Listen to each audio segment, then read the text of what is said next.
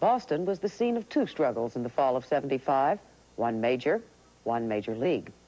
In what was probably the best played, most exciting World Series and some of the Yankee-Dodgers clashes of the '50s, Boston and Cincinnati went at it for 6 games.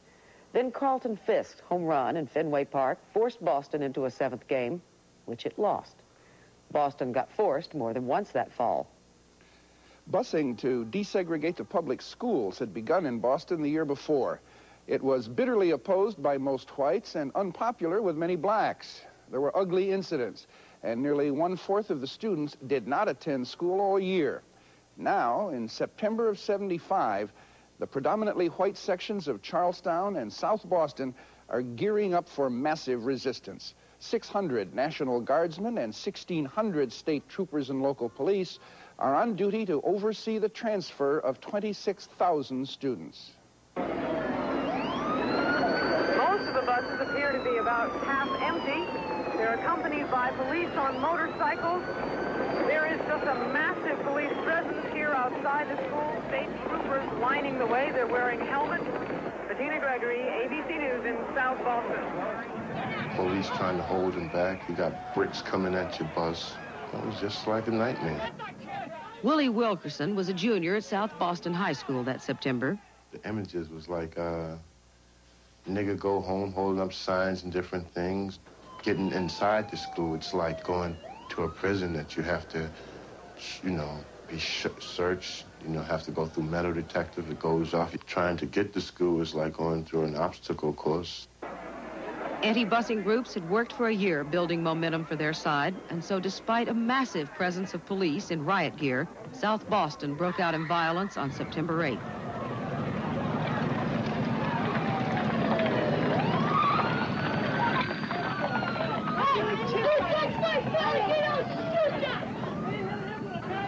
Louise Day Hicks had become a household name. She was president of ROAR, an acronym for Restore Our Alienated Rights.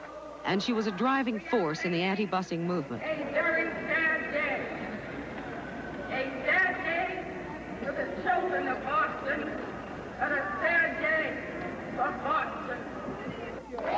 It was the women, the mothers in Boston, who were the most relentless in their opposition to busing. I ask you to look around. Please, is this freedom? No!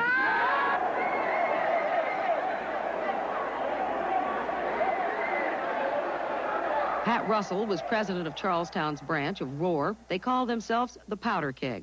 But they were more afraid of the women in Charlestown than they were of the men anywhere else in that city. Because the day they asked us where we got our name, Powder Keg. I said, because we're a time bomb ready to explode, and you people are lighting the fuse. Our Father, who art in heaven. Consider the irony of the mothers' anti-busing prayer vigil. And during World War II, the mothers marched in prayer for the boys. So I said, well, we'll march as mothers, only mothers, in our prayer march. We got as far as High Street after we went by a school. That's one thing down here and you another thing. Oh, my God, there was a TPF and motorcycles and the MDC police again. They stopped us. We did get through the line. All didn't, but we did break that line, and that's what the goal was. Asian, Latin, black, and white. Our schools, we must unite.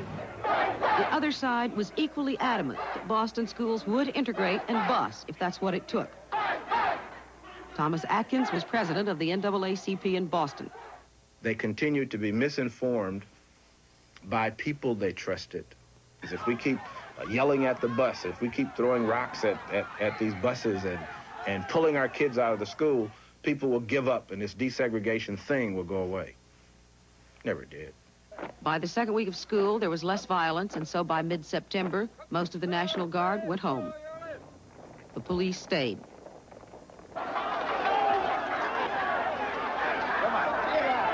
The violence may have surprised most of the nation, but in Boston, they knew what an inner struggle the city had had over racism, and the struggle wasn't over. No other city in this country faced what Boston faced. None. Not even Little Rock in 1957 faced the kind of violence, large-scale, continuous, long-running, systematic, well-planned, and implemented violence that Boston faced. Nowhere else. Boston knew it was going to have trouble, prepared for it, and got it. Louisville, Kentucky was more hopeful. Opponents of busing there were loud and emotional, but they were not expected to be violent. How y'all doing? Harvey Sloan was the mayor of Louisville. The court order was 6 weeks prior to the opening of school. And as a community, we really did not have the time to prepare for it. However, we didn't really feel it was going to be that much of an outburst. People were really angry. Parents were angry.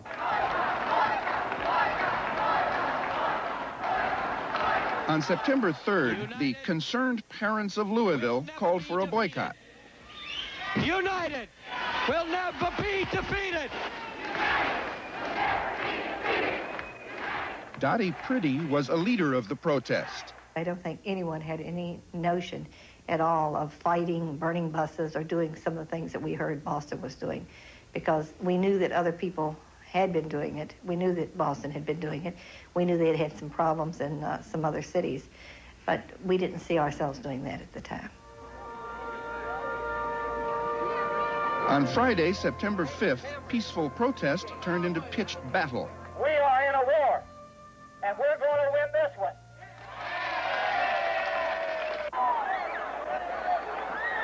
Whenever I arrived, there was already 2,000 or 3,000 people there, and I saw the potential for great problems.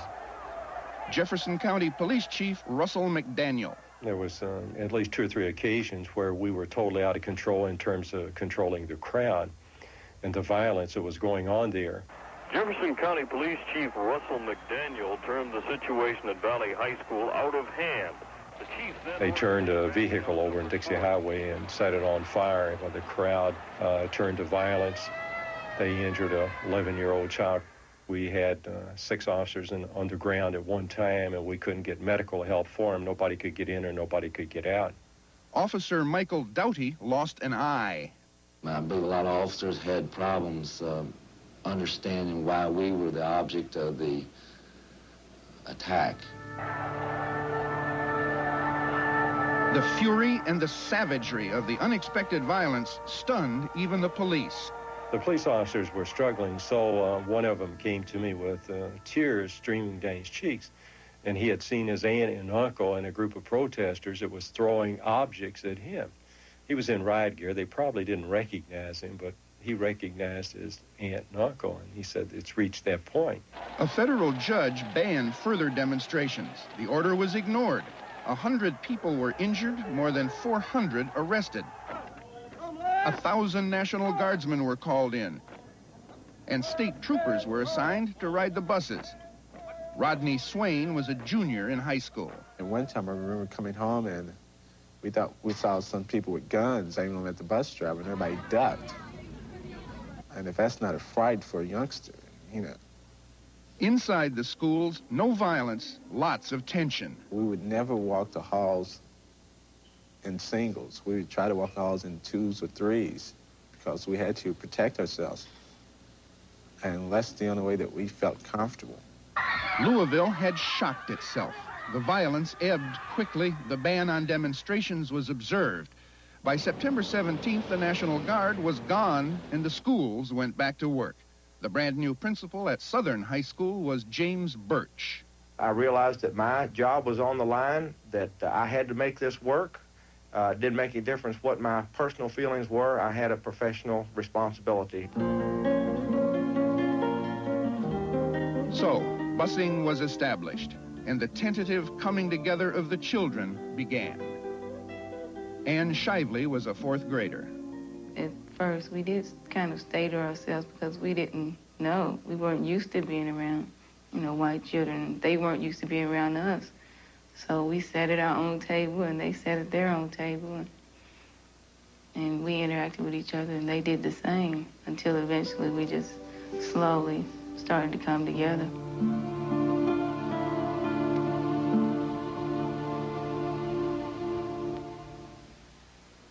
To come together slowly takes patience, but sometimes tomorrow is the only thing that will put an end to today's struggles.